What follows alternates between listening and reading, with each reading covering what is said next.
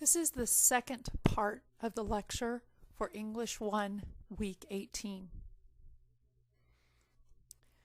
Now we're going to move on and talk about punctuation. We're looking at punctuation rule 26-3A, and we started with this before, but we're talking about using commas to set off appositive phrases and non-essential appositives. Now, you need to remember what we've already learned. An appositive is a word that comes right after a noun, before the verb, and explains or identifies that noun. Now, the first part of this rule says to use commas to set off an appositive phrase. What is an appositive phrase? Well, remember, a phrase is a group of words that does not have a subject or a verb. So an appositive phrase is an appositive with all of its modifiers. For example, in the sentence, Rhode Island, the smallest state in the Union, has the longest official name. Well, the appositive in this sentence is state. It's telling us more about Rhode Island. But the appositive phrase includes all those modifiers with it. So the appositive phrase is the smallest state in the Union. Now that appositive phrase has to have commas around it. So that's why we have the comma after Rhode Island and the comma after Union. Another example is in this next sentence. Charles, my friend from Dallas, wears a 10-gallon hat. The appositive is friend, but the appositive phrase is my friend from Dallas. So that needs commas around it, so we have the comma after Charles and the comma after Dallas. Now, as always, we've got to have some exceptions to our rules, and here's the one for this. Appositives that are short and closely connected to the noun that they follow do not require commas. So here in these sentences, the blue words are the appositives. But since they are short and very closely related to the noun they're connected to, they don't need the commas. So we just say, my brother Dave lives in California. The preposition from is often misspelled. The book Treasure Island is a classic. So the blue words are the appositives, but we don't need commas around them because they're very short. Okay, so that explains the first part here, using commas to set off appositive phrases. Now I've got to look at using commas to set off non-essential appositives. I'm going to warn you, this is a little bit difficult and a little confusing, but I think my explanation makes a lot of sense, so just focus in and pay attention and I think you'll get it. Now, what is a non-essential appositive? Well, that's an appositive that's not essential. In other words, we don't have to have it. But really what I want you to think about is a non-essential appositive means it's an appositive that does not narrow or limit the meaning of the noun being described. So here's a sentence. Paul, the apostle to the Gentiles, ministered almost exclusively in large cities of Asia and Europe. What I have to determine is whether or not that appositive in pink is essential or non-essential. If it's non-essential, if I don't really need it, then I need to put commas around it. The way that I determine that is by taking out that appositive phrase and just read the sentence. Paul ministered almost exclusively in large cities of Asia and Europe. Now, here is the key thing. Here's the question that'll help me determine whether or not that appositive phrase is essential or non-essential. Does removing the phrase lead readers to ask, which Paul? Well, if I read the sentence, Paul ministered almost exclusively in large cities of Asia and Europe, I'm not left thinking, which Paul? So, the answer to my question is no. I'm not left asking which Paul. Therefore, since no, I'm not left asking that, this appositive phrase is non-essential. It's not essential to my sentence, and therefore it does need to have commas around it. So we get the comma after Paul and the comma after Gentiles. Okay, we're going to try a few more of these because this is a little bit confusing. Here's our sentence. Students who cheat only harm themselves. Okay, my appositive phrase there is who cheat. So I remove the appositive phrase and say the sentence again. Students only harm themselves. Huh? Here, when we ask the question, does removing the phrase lead readers to ask which students? We're probably going to have to answer yes, because if I just say students only harm themselves, you're saying which students only harm themselves? So the answer is yes, that by deleting it, by removing the phrase, I do lead my reader to ask which students. So yes, I do. Therefore, that phrase is essential. If it's essential, I do not need commas around it. So we say students who cheat only harm themselves. The phrase is essential, so we do not put commas around it. Okay, let's take a look at another one. Fred, who often cheats, is just harming himself.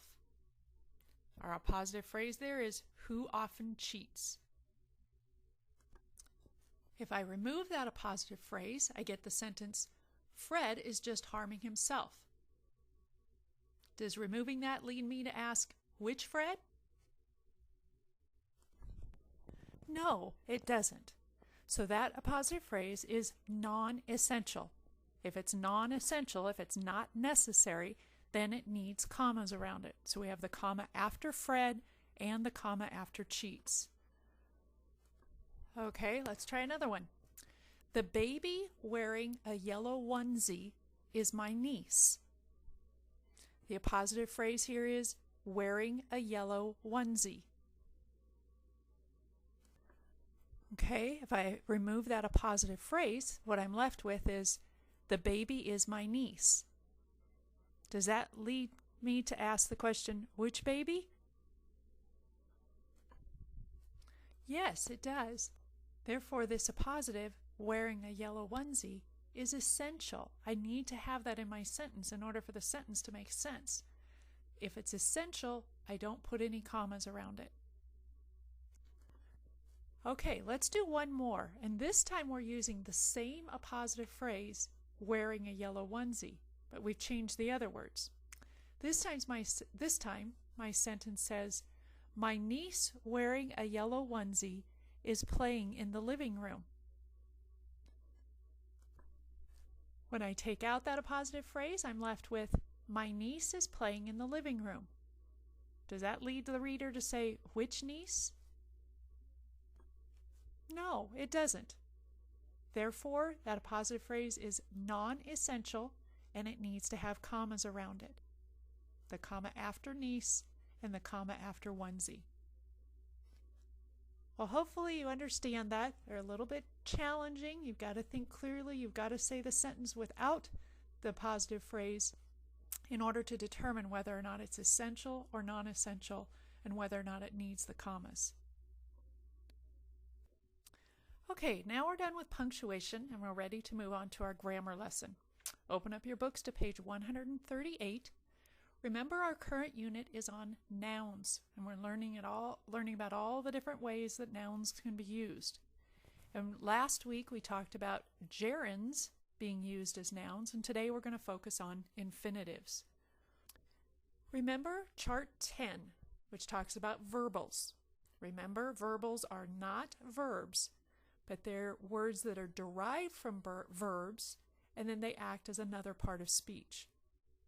Since we're learning about nouns in this unit, we've got to look at both nouns that are gerunds and nouns that are infinitives. Remember chart 14, our noun flower, that tells us all the different things that nouns can do in a sentence. Remember all the ones with the pink outsides are the things that cannot be in a prepositional phrase. But the green one, the object of the preposition, obviously is when a noun is in a prepositional phrase. As we looked at last week, there are 5 functions of a noun that can be performed by gerunds or infinitives. A noun of direct address and an indirect object cannot be performed by a gerund or an infinitive. And that's why I have the blue boxes over those 2 at the bottom. So let's review again how gerunds and infinitives can serve as subjects of a sentence. Here are 2 examples we looked at last week of how gerunds and infinitives can be used as the subject. Fishing is Logan's main occupation. Fishing is a gerund and it is the subject of this sentence. To visit Hawaii would be delightful. To visit is an infinitive and it is the subject of this sentence. How about gerunds and infinitives being used as predicate nominatives in a sentence? Well, let's look at the sentences that we'll use for that. First, we have the sentence, Logan's main occupation is fishing. Fishing is a gerund, and because we have a linking verb that connects fishing to occupation, fishing is the predicate nominative. In the next sentence, our desire is to win. To win is an infinitive, but because we have a linking verb, this is a predicate nominative. Okay, now let's look at how we use gerund and infinitives as direct objects. Our sentences this time include, Logan really enjoys fishing. Fishing is my gerund, and this time it is my direct object. We like to travel. To travel is the infinitive, and it's serving as the direct object in this sentence. Okay, gerunds and infinitives can also serve as the object of the preposition. Here's my first sentence. He provides food for his family by fishing. Fishing is a gerund, but it's serving as a noun in this sentence. Well, gerunds are always nouns. It's serving as the object of the prepositional phrase here. The prepositional phrase is by fishing, and fishing is the object of the preposition. The other sentence, I wanted nothing except to sleep.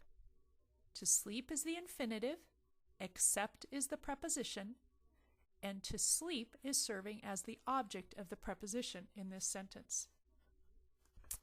And finally, let's look at how gerunds and infinitives can be used as appositives. My first sentence is, his one hobby, fishing, brings happiness to him. Fishing is a gerund. It's an appositive in this sentence, and it's telling me more about the subject, hobby. His goal to hit 70 home runs was not realistic. To hit is the infinitive, and it's the beginning of an infinitive phrase, and that whole phrase is acting as a noun and serving the function of as an appositive in this sentence, telling me more about the subject, goal.